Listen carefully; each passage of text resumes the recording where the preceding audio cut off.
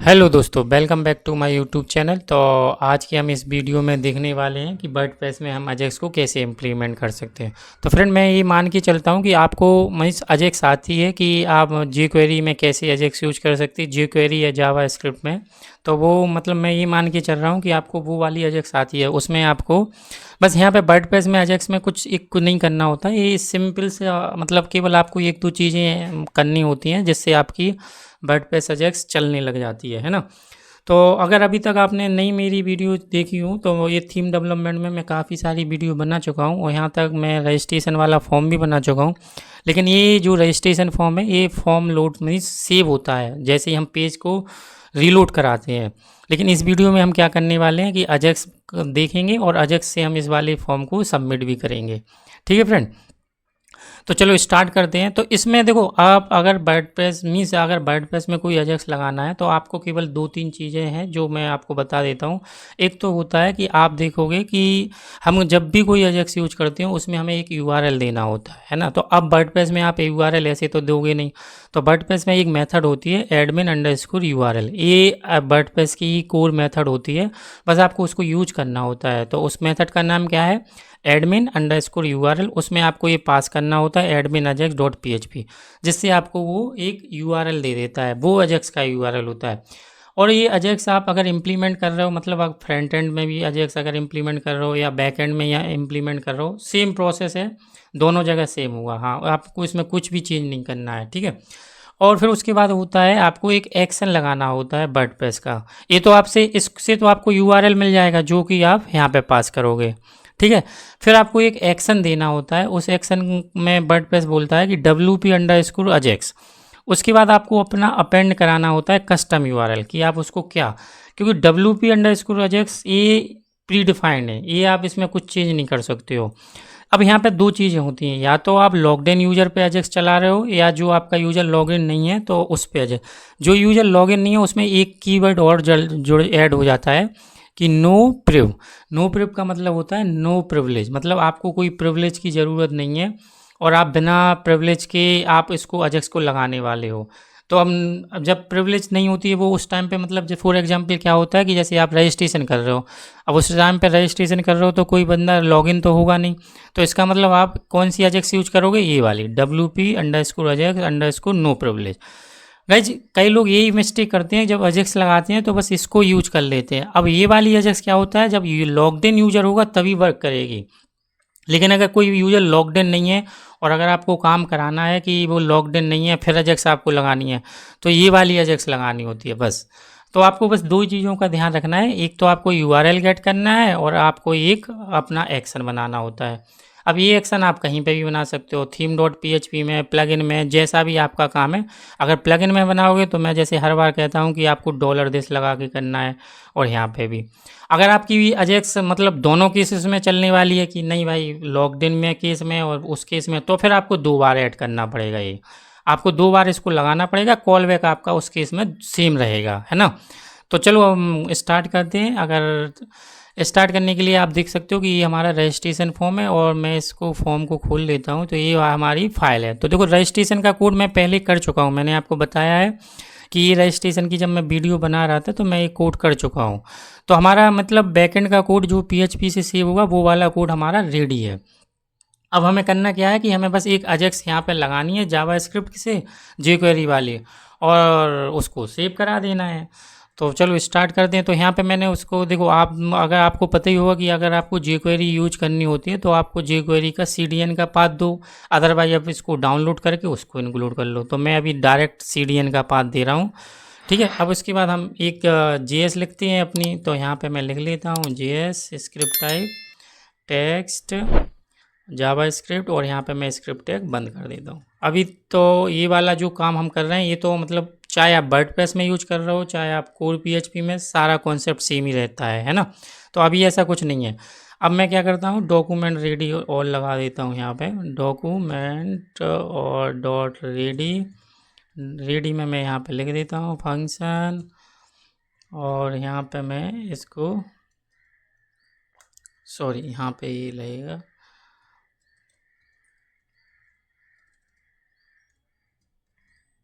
ठीक है। और अब आपको पता ही है कि अगर जब डॉक्यूमेंट में अगर हम किस तरीके से सबमिट कराते हैं, तो अगर फॉर्म सबमिट करा रहे हैं तो मैं क्या करता हूँ, इस आईडी से इसको मैं सबमिट करा देता हूँ। तो मैं यहाँ पे लिख देता हूँ एक थोड़ा सा छोटा सा कोड।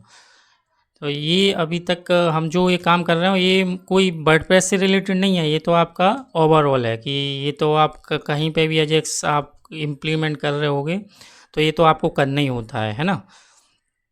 अब यहाँ पे हमारी ये वाला, अब मैं क्या करता हूँ कि जो अजेक्स ये इसके अंदर का कोड है वो मैंने लिख रखा है, तो मैं उसको डायरेक्ट इसको पेस्ट कर देता हूँ। ठीक है, तो ये मैंने यहाँ पे पेस्ट कर दिया। अब आप देख सकते हो कि हमें जो यूआरएल देना है ये यूआरएल हमें कैसे मिलेगा। तो इस यूआरएल के लिए कई लोग क्या करते हैं कि लोकलाइज एजेक्स कर मीन्स जेएस करते हैं। तो मैं क्या करने वाला हूँ, मैं इसको एक हिडन वेरिएबल में ले लेता हूँ, और हिडन वेरिएबल में लेने के बाद मैं उसको आईडी से गेट कर लूँगा। देखो पर्पज़ आपका ये है कि डायरेक्ट आप यहाँ पे भी पीएचपी लिख सकते हो, लेकिन एक बैड आइडिया होता है कि जावा स्क्रिप्ट में आप पीएचपी लिख रहे हो। तो आप क्या करो, सबसे अच्छा तरीका ये है कि आप यहाँ पे एक हिडन फील्ड बना दो और उसमें उसको पुट कर दो। तो मैं क्या करता हूँ, यहाँ पे बना देता हूँ एक जल्दी से इनपुट टाइप हिडन। और हिडन का मतलब तो आप जानते होगे कि इसको मतलब वो दिखेगा नहीं आपको यूआरएल। और यहाँ पे मैं आईडी भी यूआरएल दे देता हूँ, और यहाँ पे मैं लिख देता हूँ वैल्यू, और वैल्यू में मैं यहाँ पे पीएचपी लगा देता हूँ, और यहाँ पे मैं ईको करा देता हूँ अपना वो वाली जो हमारा यूआरएल की मेथड है। ये देखो मैं यहाँ पे थोड़ा सा इसको ना ये करता हूँ जिससे आपको समझ में आए। ठीक है, तो ये हमारा एडमिन यूआरएल। तो देखो जैसे हमने ईको कराया तो क्या होगा, इस वाले हिडन फील्ड में ये आपको मिल जाएगा। मैं अच्छा इसको थोड़ा सा टेक्स्ट करा के बता देता हूँ आपको, अगर नहीं आइडिया हो हिडन फील्ड का तो आप देखोगे कि यहाँ पे ये देखो एक हिडन फील्ड बन गया है, इससे आपका यूआरएल मिल जाएगा। तो मैं इसे हिडन कर देता हूँ जिससे आपको ये दिखेगा नहीं। ठीक है फ्रेंड, तो ये यूआरएल को हमने क्या किया, यहाँ पे एक्सेस कर लिया। और एक्सेस करने के बाद हमने क्या किया, सिंपल एक फॉर्म डेटा जो डेटा है उसको सीरियलाइज कर लिया। हमारा रजिस्ट्रेशन आप देख रहे होगे कि ये आईडी क्या है, ये इसको हमने एक वेरिएबल में ले लिया जितने भी फील्ड हैं, और उसमें एक एक्शन अपेंड करा दिया। ये वाला जो एक्शन होता है वो आप यहाँ पे डिफाइन करोगे। ये बस मेन काम ही है कि हम यहाँ पे क्या करने वाले हैं। जैसे मैं अब यहाँ पे अपना कॉल बैक अगर जब मैं एक्शन बनाऊंगा तो कैसे बनाऊंगा कि ये जो एक्शन है इसको मैं डालूंगा यहाँ पे, ये वाला WP AJAX handle registration AJAX. तो ये हमने अपना दिया है, ये आप अपने हिसाब से नाम चेंज कर सकते हो, ये आपके ऊपर डिपेंड करता है। और इसका भी मैं नाम कॉल बैक का भी मैं सेम ही रख देता हूँ। ठीक है, तो अब इस वाले एक्शन को हमें इम्प्लीमेंट करना है, तो हम क्या करेंगे, इस वाले एक्शन को इम्प्लीमेंट कहाँ पे करेंगे, थीम में। अगर थीम में मीन्स अगर आपको मीन्स फंक्शन डॉट पीएचपी में करना है तो आप फंक्शन डॉट पीएचपी में कर सकते हो। अगर आप प्लगइन से काम कर रहे होगे तो आप उसको प्लगइन से काम करा सकते हो। तो मैं ये वाला प्रोजेक्ट बंद कर देता हूँ और यहाँ पे मैं आ जाता हूँ अपनी फंक्शन डॉट पीएचपी। ठीक है फ्रेंड, तो अब यहाँ पे मैं अपना एक एक्शन बना लेता हूँ। अब देखो फ्रेंड, रजिस्ट्रेशन की हम लोग यहाँ पे क्या प्रॉब्लम है, अच्छा यहाँ पे ये ना डॉट लगाने, यहाँ पे ये सिंगल कोड लगाने पड़ते हैं। ठीक है, तो अब ये देखो आप, अब कि हम जब अजेक्स रजिस्ट्रेशन करेंगे तो उस टाइम पे तो हमारे पास यूज़र लॉग्ड इन होगा नहीं, तो हमें क्या यूज करनी पड़ेगी, हमें ये वाली यूज करनी है, ये वाला WP अजेक्स नो प्रिविलेज। तो मैं इसको चेंज कर देता हूँ WP अजेक्स और यहाँ पे नो प्रिविलेज। ठीक है, तो ये आपका कॉल बैक आपको मतलब मिस आपका ये बन गया आपका क्या URL जो हम लोग यहाँ पे यूज कर रहे हो। आप देख सकते हो कि यहाँ पे हम कौन सा यूज कर रहे हैं, ये वाला। ठीक है, अब हमें इसकी बॉडी डिफाइन करनी है, ये कॉल बैक है तो हम चलो इसकी बॉडी भी डिफाइन कर देते हैं, कोई बड़ी बात नहीं है इसमें। अब यहाँ पे मैं डाल देता हूँ फंक्शन और यहाँ पे मैं ये वाला कोड। तो हमारा अभी मेथड बन गया। इसके अंदर आप कोड आपको अपने अकॉर्डिंग करना होता है। बस अजेक्स अगर आपको पढ़नी होती है मतलब वर्डप्रेस में, तो अजेक्स का केवल तरीका यही होता है कि आप एक एक्शन बनाओ और उस एक्शन से जो आपका URL बन रहा है उस URL को आप वहाँ पे यूज कर लो। मेन तो यही काम होता है। बाकी तो आपको पता ही है कि आप बस यहाँ पे $पोस्ट से वेरिएबल गेट करोगे और सेव करा दोगे। तो मेरे पास तो रजिस्ट्रेशन का कोड पहले से ही बना हुआ है, तो मैं क्या कर देता हूँ, यहाँ पर इसको उठा लेता हूँ पूरे सारे कोड को, इस वाले को, और उठाने के बाद मैं यहाँ पे इसको कहाँ पे डाल देता हूँ, इस वाले केस में।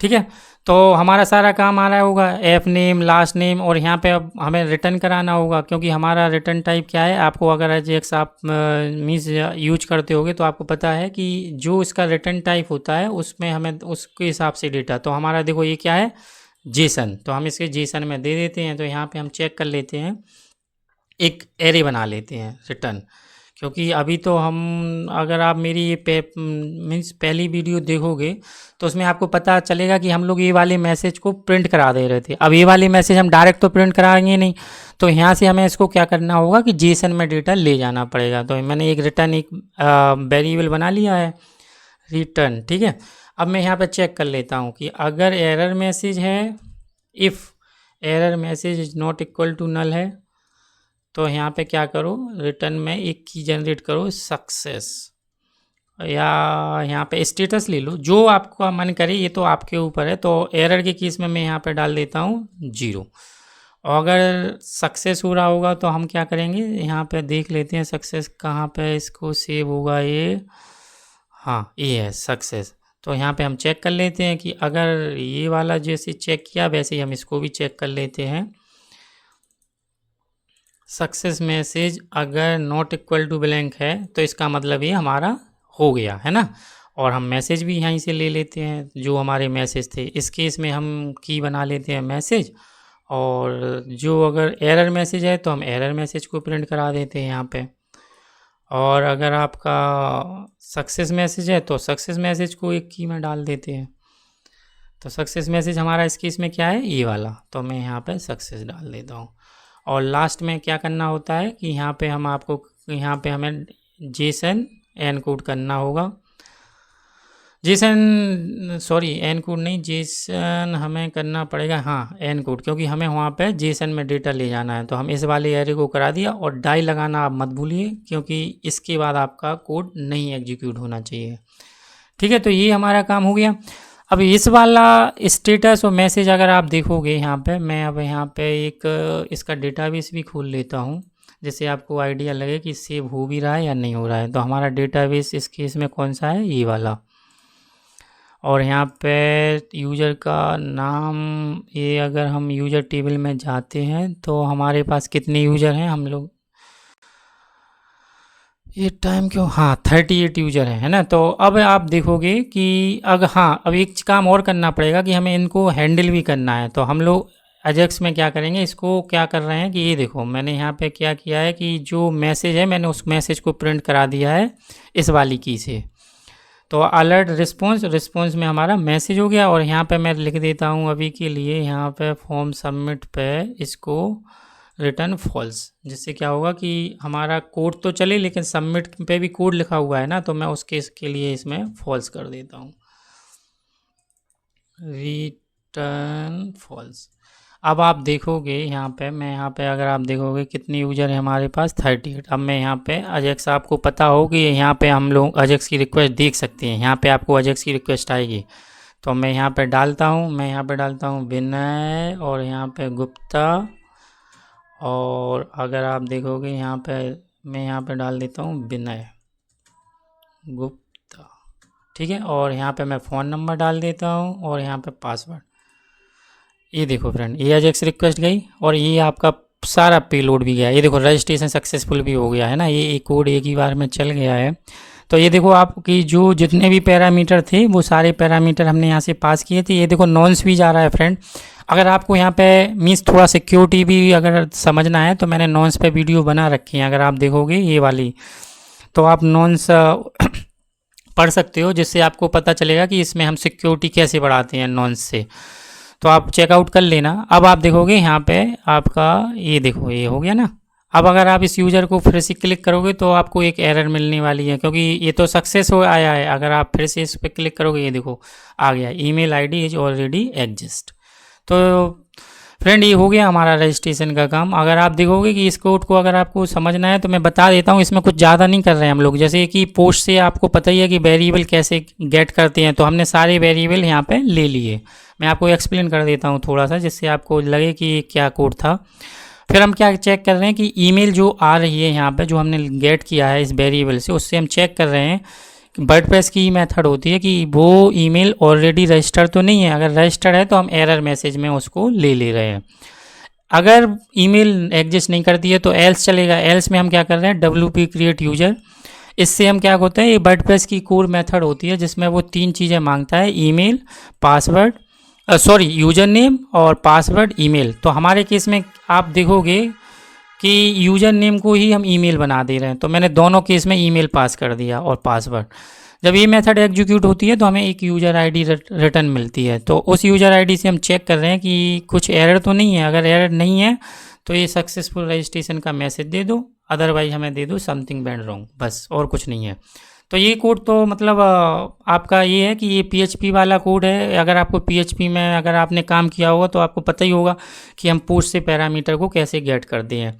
अजेक्स के लिए बस केवल हमें एक्स्ट्रा काम ये करना होता है कि बस मैं आपको समराइज कर रहा हूँ अब, कि बस आपको ये वाला एक्शन लगाना होता है। ये वर्डप्रेस का है, इसमें आप यहाँ तक कोई चेंज नहीं कर सकते हो।